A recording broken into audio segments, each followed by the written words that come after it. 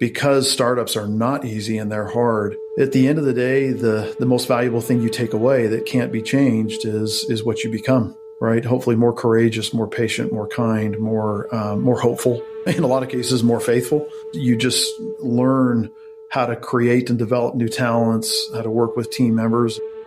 There's no better place to do that in the crucible of a startup, and especially with the economic circumstances we've had in the last couple of years. It's hard in a good economy, but it's really hard in an uncertain economy. And when I look around at our team members and just see the growth that they have gone through, it's pretty cool. I'm Nate Henderson, co-founder, chairman, and CEO of BILT Incorporated. This is Code Story, a podcast bringing you interviews with tech visionaries. Like 6 months moonlighting. There's nothing I could backhand. Who share what it takes to change an industry. I don't exactly know what to do took next. many goes to get right. Who built the teams that have their back. The company is its people. The teams help each other achieve. I was proud of our team. Keeping scalability top of mind. All that infrastructure was Yes, we've been fighting it as we grow. Total waste of time. The stories you don't read in the headlines. It's not an easy thing to achieve, mind Took it you. off the shelf and dusted it off and tried it again. To ride the ups and downs of the startup life. You need to really It's want it. not just about technology. All this and more on Code Story. I'm your host, Noah Laphart, and today how Nate Henderson built a way for you to create 3D instructions, animated with audio, text, and imagery. This episode is sponsored by Incogni. Listen, guys, I don't know about you, but I get real tired of managing the spam and cold outreach to my contact info. Those annoying emails, phone calls from unknown numbers, wasting our time and valuable attention. Not to mention the bad stuff from data breaches, which are rising every year. To top it off, data brokers out there harvest our information and sell it to people who intend to spam you and scam you. So what do we do about it? Well, I use Incogni. I signed up to use the platform, and within 30 minutes, hundreds of requests have been sent and completed, removing my data from the public view. Incogni tracks down and removes your personal data from online directories, people search sites, and commercial databases. The process is fully automated for the hundreds of known data brokers who sell our data without consent. Got a site that they don't auto-hit? No problem. There's a custom removal feature to take down almost everything that is exposed online. So take it from me and take back your personal data with Incogni. Go to incogni.com/codestory and use code CODESTORY at checkout to get 60% off annual plans. You can also find the link in the episode description. That's incogni.com/codestory, because they can't harm you if they can't find you. This episode is sponsored by NordProtect. In a world where data breaches are on the rise and identity theft is becoming more common, you have to take steps to protect yourself. NordProtect offers you everything you need to keep your identity safe, all in one easy place. It's built to help you safeguard your identity with advanced automation that works 24/7 on your behalf. Things like dark web monitoring, credit monitoring, security alerts, and more. And if the worst should occur, the platform walks alongside you for identity restoration. NordProtect plans come with financial coverage across a wide range of threats, from identity theft to online fraud and scams, so you are covered when it matters most. Get an exclusive 5% discount on NordProtect plans. Go to nordprotect.com/codestory and use the code CODESTORY at checkout. You can also find the link in the episode notes. That's nordprotect.com/codestory. Nathan Henderson grew up in Saudi Arabia, where he actually met his now co-founder back when he was 5 years old. His wife grew up in Mexico, and as such, they love to travel internationally. They are married with 3 college-age kids, 2 at BYU and 1 on a church mission in Chile. Nate's hobbies center around his family, but on his own, he loves to scuba dive, hike, and stay physically fit.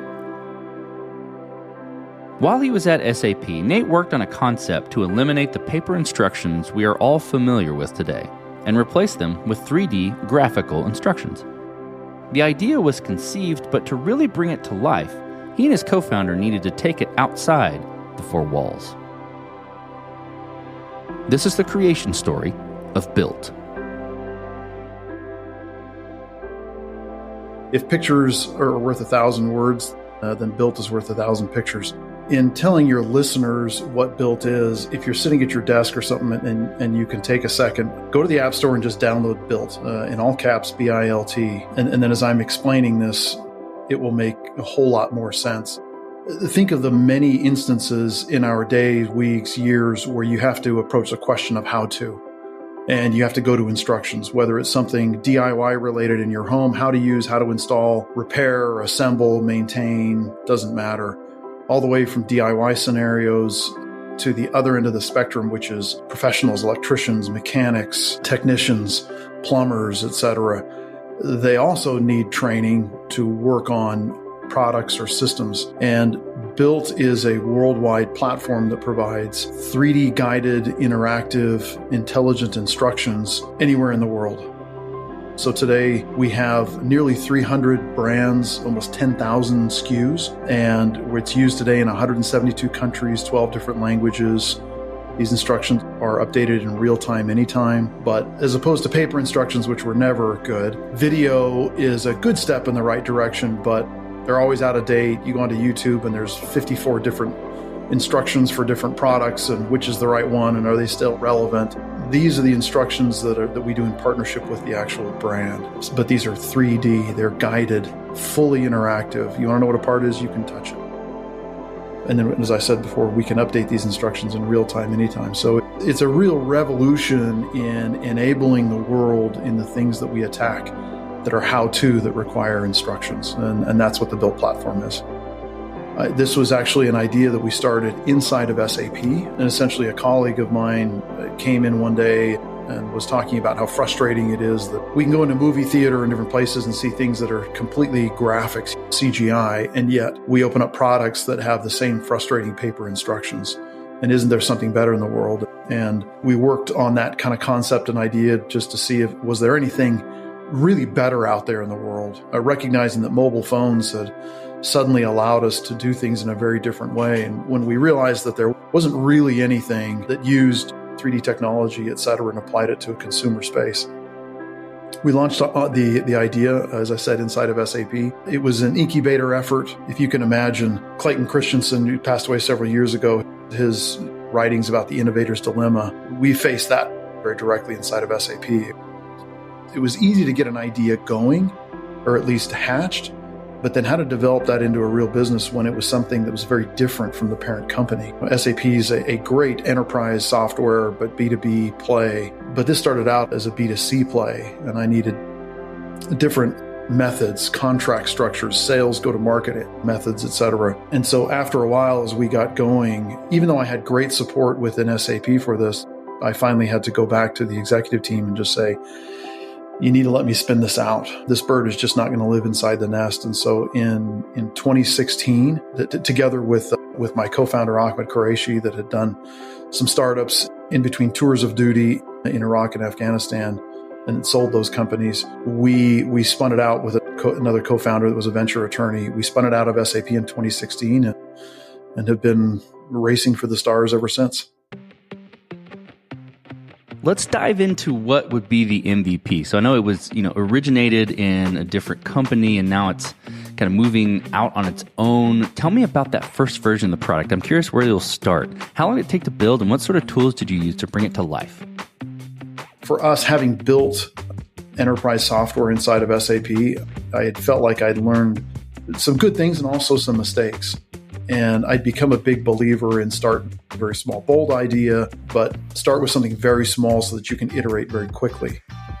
The first version of it, really, the 3D piece worked, but everything else around it, the environment, was duct tape and baling wire. As a matter of fact, the other buttons that we showed users when we were doing the first testing, none of it actually worked except for the pure instruction piece of it, that you could go step by step and work through different instructions. And we had bolted together some pieces of technology that SAP had and some other places and wrote some of our own tools to make that happen.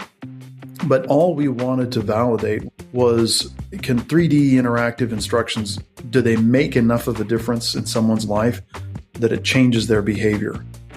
Buying behavior, willingness to return a product, etc. And so the first one was actually an iPad-only version. It wasn't even smartphone. It wasn't Android. It was iPad only. And the first Probably for the first year, all the testing that we did was nothing but that. When we started, we literally went into people's homes. We have been into hundreds and hundreds of people's homes, watching them install faucets, ceiling fans, bike racks, about anything that you can imagine. Just trying to understand how we learn and what tools we should create to create an enabling and empowering experience.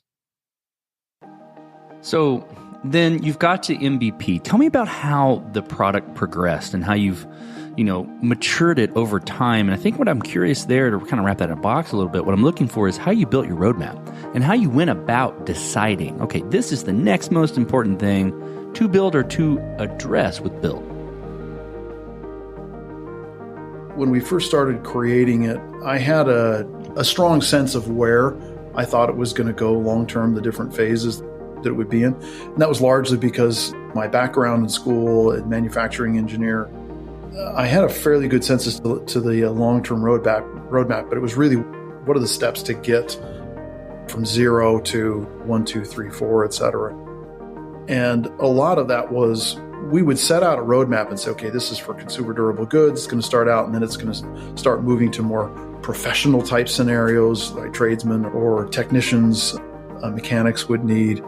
We set out that roadmap, but then it's really, okay, establish your assumptions for each of those phases and then work very quickly to just prove or disprove them. So that's really why we spent so much time in people's homes and even some business locations, was just trying to learn and understand is the direction that we're moving in, is this really what is impacting people's lives? So initially it was just a ton of direct feedback, and we even assembled hundreds of products ourselves.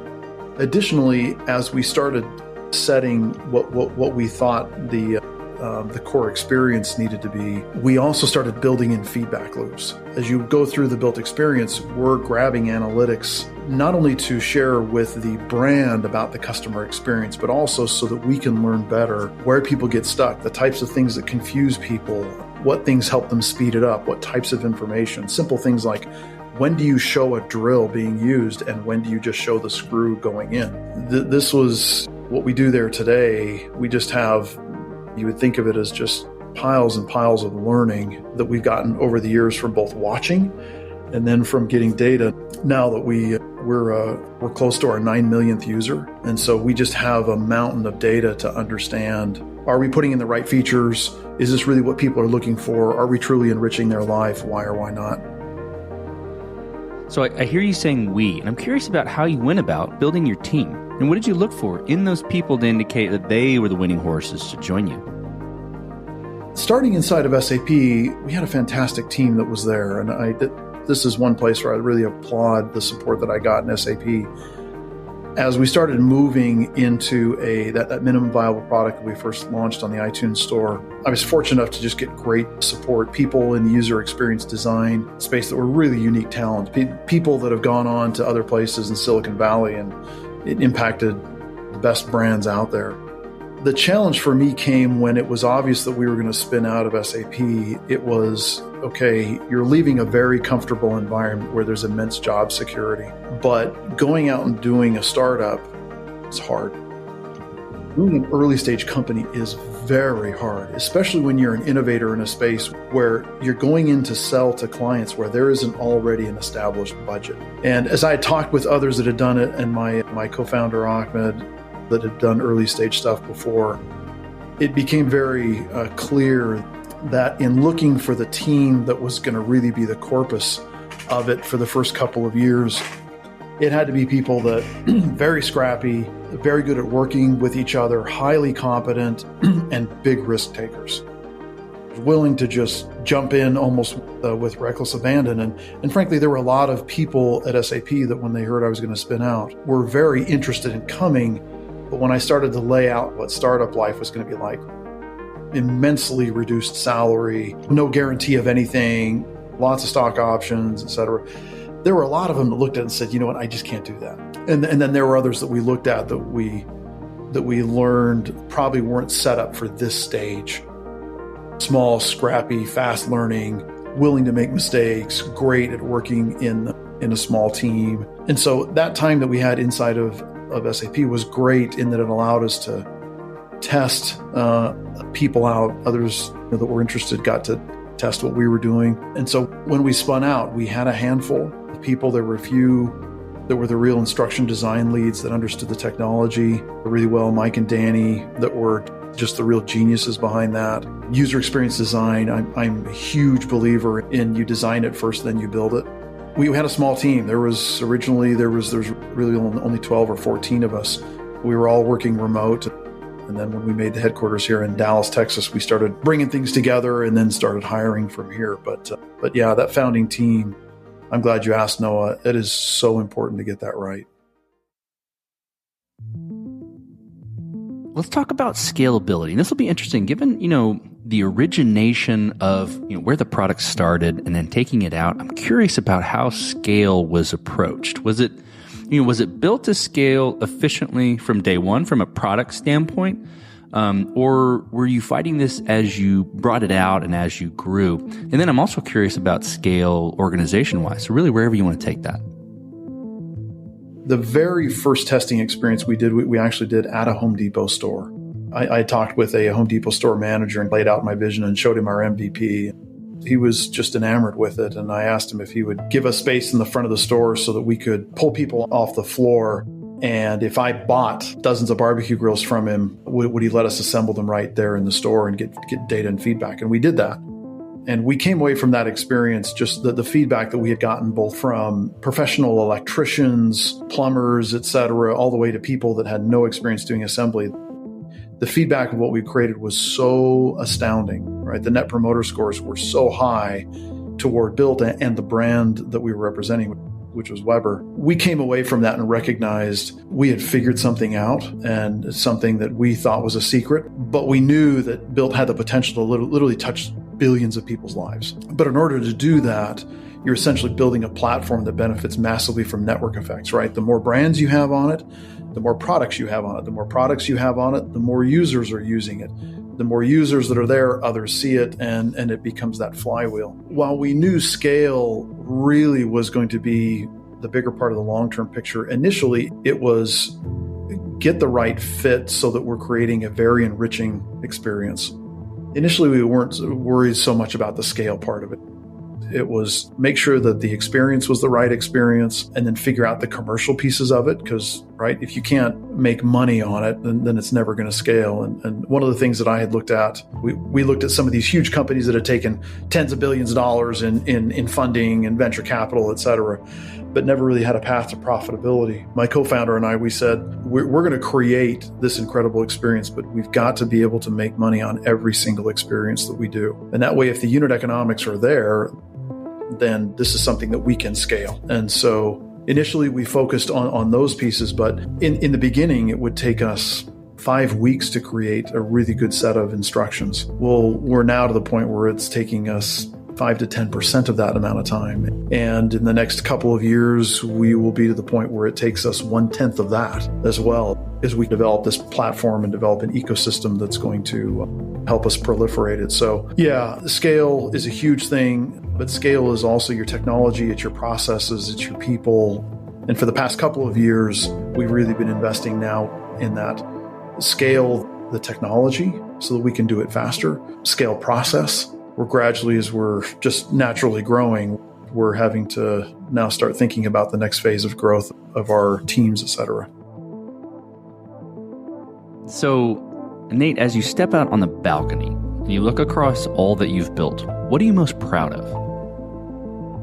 We have this really fun tradition at BILT when on Christmas Eve, we'll create a feed so that employees can see the reviews that come in. And imagine moms and dads are there Christmas Eve, et cetera, and you can put the kids to bed, and now they got to put all this junk together. And they're dreading it, not looking forward to staying up till 4 a.m, and all of a sudden they get these BILT instructions. And half an hour later, we'll get a review that someone will say, thank you, you saved my marriage. I thought this was going to be a horrible experience tonight. And my wife and I did this together, and we had a lot of fun. And it's just, wow. Thank you to the brand. Thank you, BILT. You care about my time. It shows that you care. And these instructions were so thorough. They were so complete. we get that feedback. We're able to see that feedback and to see the millions of people that we've created a life enriching experience for. That's the reward. Now, secondarily to that, I would say, because startups are not easy and they're hard, at the end of the day, the most valuable thing you take away that can't be changed is what you become, right? Hopefully more courageous, more patient, more kind, more hopeful, in a lot of cases, more faithful. You just learn how to create and develop new talents, how to work with team members. There's no better place to do that in the crucible of a startup, and especially with the economic circumstances we've had in the last couple of years. It's hard in a good economy, but it's really hard in an uncertain economy. And when I look around at our team members and just see the growth that they have gone through and what they've become in the process, that's the other half of it. That's pretty cool. Okay, let's flip the script a little bit. Tell me about a mistake you made and how you and your team responded to it. You cannot be afraid of making mistakes. You have to be afraid of not learning from them quickly. But in 2019, end of 2019, we were growing triple digits, just crushing it. We had some commitments from some massive global entities that were, okay, we're now ready to just go the next phase, and it's just going to be massive and huge. My better judgment from my SAP experience was, don't jump on that until you see the paper in hand and the cash in your account, et cetera. It's not that they didn't mean to do that, but we started doing some hiring just because it was the wave that was coming was so massive that I thought we've got to get a little bit ahead of this. And then COVID came and really flipped things on its ear, and all these companies suddenly had very different priorities. Going into COVID, we had to do some adjustments from a personnel standpoint because we were tuned too large for what we actually needed. And being a little bit more patient was something that I learned from that process, and maybe a little bit more thorough in those processes, because you hate to get people's expectations up and then to dash them a couple of months later, and especially going into COVID. So if I had to do that over again, we probably would approach that a little bit differently. Now I want to hear the passion in your voice for what you've built. What does the future look like for the product and for your team? We want to touch the lives of 1 billion people. It's not so much about, hey, that it's 1 billion people. It's when we see the response that people have of just, wow, you saved my time. There's something that comes out of that, and that's it is a boost of confidence. We become better people, and we see that we have a tool, we have a solution and a process that can just make every single person in the world just a little bit better at the tasks that they grab every day. And that will, to the mom with young kids, that'll save her 20 minutes in a day. And to the plumber, she may be good at 5 things. Now she's going to be really good at 20. Or to the electric car mechanic that's jumping on a new vehicle, we want to take that time of training and enablement from being 6 months. We want to drop it down to literally 4 weeks. They can earn more money. They're more capable. Their quality is better. Customer's happier. The company is happy. Everybody wins in that process. So we want to touch the lives of 1 billion people and just make them better at what they do through this revolutionary experience of intelligent instructions. We're nearing 9 million now, so we're about 1% of the way there. So we're excited. Okay, let's switch to you, Nate. Who influences the way that you work? Name a person or many persons or something you look up to and why. I owe a lot to my father, a great closet engineer, if you will. He never had the confidence that he could be, but he was a phenomenal engineer. And over time became a great executive and just a great thinker, very creative, hard worker. But I was influenced early on by W. Edwards Deming, who was really the father of the quality movement that really made Japanese manufacturing what it is today. Studied that stuff when I was in college and really loved the principles that he taught. Clayton Christensen, that really created the theory around innovation and disruptive innovation. I've read all of his stuff many times. Another one is Fred Reichheld. So Fred Reichheld is the father of the Net Promoter System. And what he was really trying to understand was, how do we create loyalty? And essentially that's focus on enriching people's lives. And if you can enrich people's lives, they'll tell their friends about you and come back for more. And so much of the foundation that I created with BILT was around that. We have, as required reading, his latest book, Winning on Purpose, is a phenomenal treatise of what can happen and what are the real world results for companies and organizations that focus on that golden rule, do unto others, that Christ spoke about. What happens when we focus on doing unto others and really focus on enriching people's lives? So we actually, that's a required reading inside of BILT. Before you can even come, you have to have read that, and then we review that. We've got lots of others there, but those are probably 3 people that I would, maybe 4 of them, if you include first and foremost Jesus, that talked about living the golden rule. And then, like I said, Clayton Christensen, W. Edward Deming, and Fred Reichheld, probably the 4 principal ones. Okay, so if you could go back to the beginning, what would you do different? Or where would you consider taking a different approach? Doesn't have to be a mistake. Could have been something that worked pretty well, but maybe you'd tweak it a little bit. One thing I would do differently is, even though I've had quite a bit of sales experience, I took for granted what it's like to actually be a startup CEO. And especially when you're doing fundraising, we had to purchase the assets out of SAP, and we were very fortunate to have a great core of original investors or friends and family, and just some great other high net worth individuals that were great believers in me and Ahmed, that supported us. But being a CEO, even for a small business, takes a lot of time. And some of that's really important. And in addition, you could also call me kind of chief product officer. That's my core background is just around the product side. And I probably would have gotten more sales capacity earlier on to just allow there to be greater focus there. Because as a CEO, you just get pulled into different directions. And there's certain things that only a CEO can do. And that's one thing I would do differently. And I would say to anybody out there is, don't underestimate the amount of time that it's going to take for you to figure out your channel, right? How you're going to go to market, how you sell it, especially if you're a market maker, really creating an industry or a vertical. There's a lot you have to figure out. And the first 80% is not the hard part. It's the last 20%, the last 10, and especially the last 5% that just takes so much time and effort. And sales is a great place to have a little bit too much of. Nate, last question. So you're getting on a plane and you're sitting next to a young entrepreneur who's built the next big thing. They're jazzed about it. They can't wait to show it off to the world and can't wait to show it off to you right there on the plane.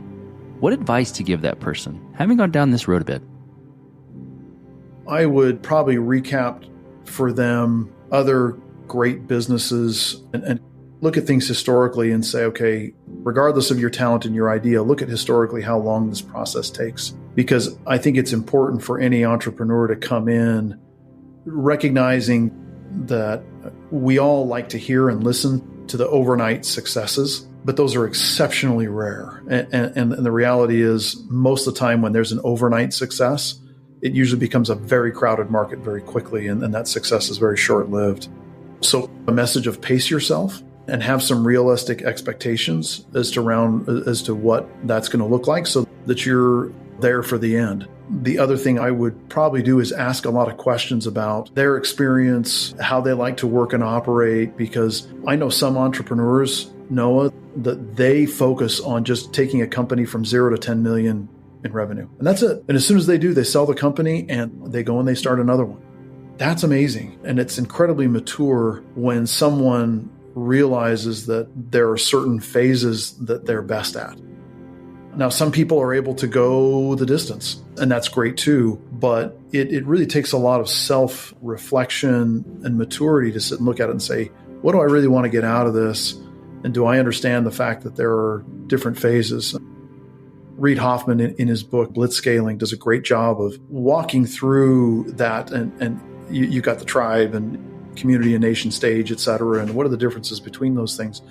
And all those are important things for an entrepreneur to just understand, so that they're better able to focus their efforts and understand, what am I going towards? It's very, very rare for somebody to just stay with it and make this an intergenerational business. And that, frankly, may not be the best thing for you or your family. So I've been listening to them and talking about those things just to give them some nuggets.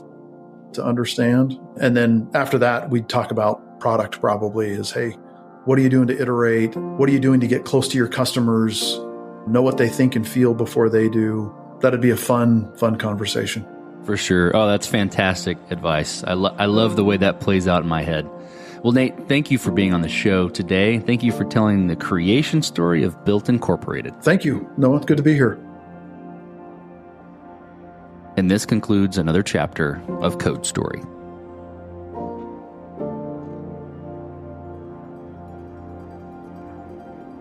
Code Story is hosted and produced by Noah Labhart. Be sure to subscribe on Apple Podcasts, Spotify, or the podcasting app of your choice. And when you get a chance, leave us a review. Both things help us out tremendously. And thanks again for listening.